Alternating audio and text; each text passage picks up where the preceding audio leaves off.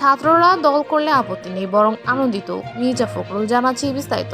ঢাকা মহানগর উত্তর বিএনপির আয়োজিত এক অনুষ্ঠানে বিএনপি মহাসচিব মির্জা ফখরুল ইসলাম আলমগীর বলেছেন, ছাত্ররা যদি রাজনৈতিক দল গঠন করে তাহলে বিএনপির কোনো আপত্তি নেই, বরং তারা এতে আনন্দিত। তবে সরকারের থেকে দল গঠন করলে জনগণ তা মেনে নেবে না। শনিবার উত্তরার 13 নম্বর সেক্টরের খেলার মাঠে দুস্থদের মাঝে বস্ত্র বিতরণ অনুষ্ঠানের প্রধান অতিথির বক্তব্যে তিনি এসব কথা বলেন। তিনি বলেন, গত 15 বছরে বিএনপি আন্দোলন সংগ্রামে বহু প্রাণ হারিয়েছে। বিশেষ করে জুলাই আন্দোলনে 426 জন নেতাকর্মী নিহত হয়েছেন।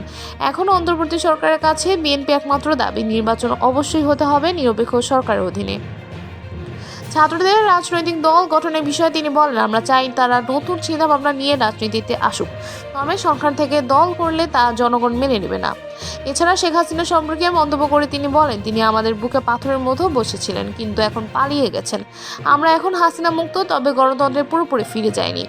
তিনি আরও বলেন, অন্তর্বর্তী সরকারের দায়িত্ব হবে দেশের বিচার ব্যবস্থা, প্রশাসন ও অর্থনীতি সংস্কার করে সুষ্ঠু নির্বাচন নিশ্চিত করা, যেখানে জনগণ তাদের পছন্দের সরকার নির্বাচিত করতে পারবে।